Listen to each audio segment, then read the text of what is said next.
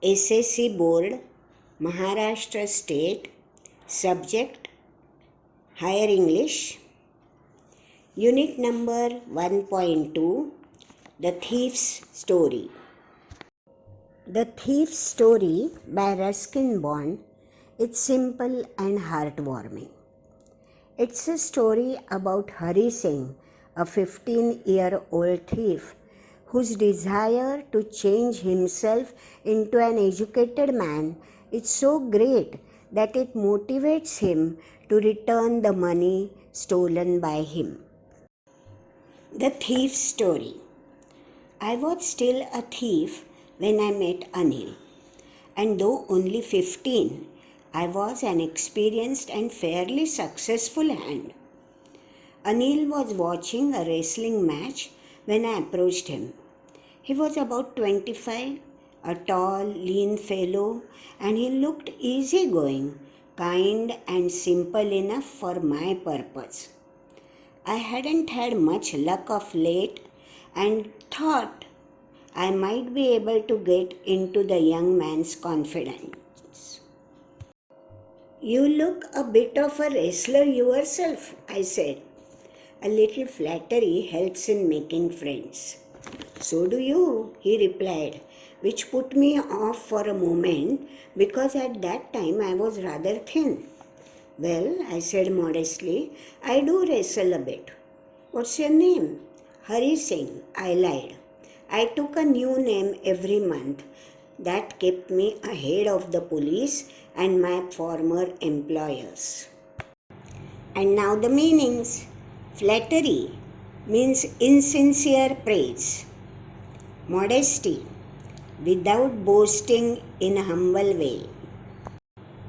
After this introduction, Anil talked about the well-oiled wrestlers who were grunting, lifting and throwing each other about. I didn't have much to say. Anil walked away. I followed casually. "Hello again," he said. I gave him my most appealing smile. "I want to work for you," I said. "But I can't pay you." I thought that over for a minute. Perhaps I had misjudged my man. And now the meanings. Grunting means making low guttural sounds. Appealing means attention-getting or attractive. I asked, "Can you feed me? Can you cook?" "I can cook," I lied again. "If you can cook, then maybe I can feed you." He took me to his room over the Jamna sweet shop and told me I could sleep in the balcony. But the meal I cooked that night must have been terrible because Anil gave it to a stray dog and told me to be off. But I just hung around, smiling in my most appealing way, and he couldn't help laughing.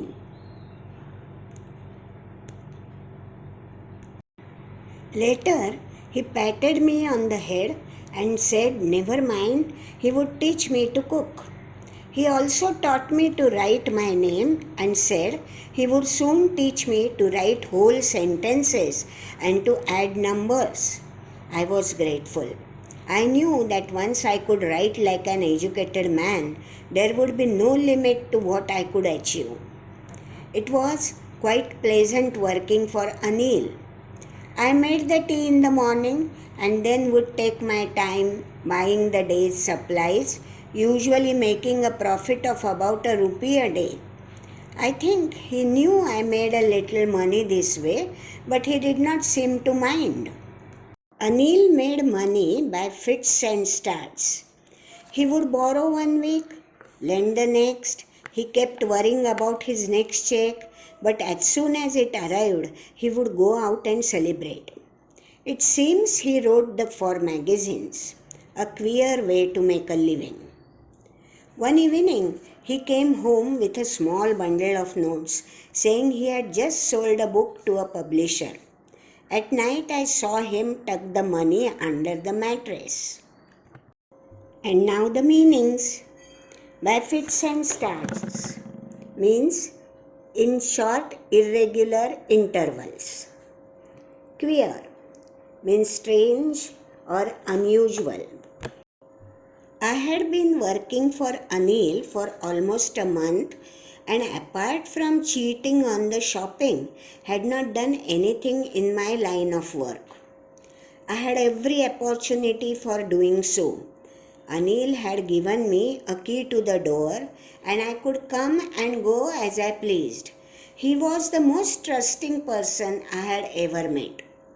And that is why it was so difficult to rob him. It's easy to rob a greedy man because he can afford to be robbed. But it's difficult to rob a careless man. Sometimes he doesn't even notice he has been robbed, and that takes all the pleasure out of the work. Well, it's time I did some real work, I told myself. I'm out of practice, and if I don't take the money, he shall only waste it on his friends. After all, he doesn't even pay me. Anil was asleep. A beam of moonlight stepped over the balcony and fell on the bed. I sat up on the floor, considering the situation. If I took the money, I could catch the 10:30 express to Lucknow. Slipping out of the blanket, I crept up to the bed. Anil was sleeping peacefully. His face was clear and unlined. Even I had more marks on my face, though mine were mostly scars. Now the meanings. Unlined means showing no sign of worry or anxiety. My hand slid under the mattress, searching for the notes. When I found them, I drew them out without a sound. Anil sighed in his sleep and turned on its side towards me. I was startled and quickly crawled out of the room. When I was on the road, I began to run.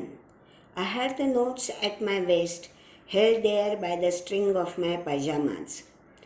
I slowed down to a walk and counted the notes. 600 rupees in 50s. I could live like an oil-rich Arab for a week or two. When I reached the station, I didn't stop at the ticket office. I had never bought a ticket in my life, but dashed straight to the platform. The Lucknow Express was just moving out. The train had still to pick up speed, and I should have been able to jump into one of the carriages. But I hesitated for some reason I can't explain, and I lost the chance to get away. And now the meanings. Carriages means compartments of train. When the train had gone, I found myself standing alone on the deserted platform. I had no idea where to spend the night. I had no friends, believing that friends were more trouble than help. And I didn't want to make anyone curious by staying at one of the small hotels near the station. The only person I knew really well was the man I had robbed. Leaving the station, I walked slowly through the bazaar. In my short career as a thief, I had made a study of men's faces when they had lost their goods. The greedy man showed fear. The rich man showed anger. The poor man showed acceptance. But I knew that Anil's face, when he discovered the theft, would show only a touch of sadness. Not for the loss of money, but for the loss of trust. I found myself in the Maidan and sat down on a bench. The night was chilly. It was early November, and a light drizzle added to my discomfort. Soon it was raining quite heavily. My shirt and pajamas stuck to my skin, and a cold wind blew the rain across my face. I went back to the bazaar and sat down in the shelter of the clock tower. The clock showed midnight. I felt for the notes. They were damp from the rain. Anil's money. In the morning, he would probably have given me 2 or 3 rupees to go to the cinema, But now I had it all. I couldn't cook his meals, run to the bazaar, or learn to write whole sentences anymore. I had forgotten about them in the excitement of the theft. Whole sentences I knew could one day bring me more than a few hundred rupees. It was a simple matter to steal, and sometimes just as simple to be caught. But to be a really big man, a clever and respected man, was something else. I should go back to Anil, I told myself, if only to learn to read and write.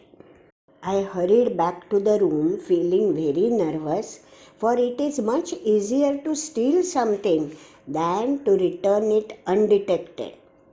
I opened the door quietly, then stood in the doorway in clouded moonlight. Anil was still asleep. I crept to the head of the bed and my hand came up with the notes. I felt his breath on my hand. I remained still for a minute. Then my hand found the edge of the mattress and slipped under it with the notes. I awoke late next morning to find that Anil had already made the tea. He stretched out his hand towards me. There was a 50-rupee note between his fingers. My heart sank. I thought I had been discovered. I made some money yesterday, he explained. Now you shall be paid regularly. My spirits rose, but when I took the note, I saw it was still wet from the night's rain. Today we shall start writing sentences, he said. He knew, but neither his lips nor his eyes showed anything. I smiled at Anil in my most appealing way, and the smile came by itself without any effort. Now the meanings. Heart sank means felt depressed. Spirits rose means became very hopeful.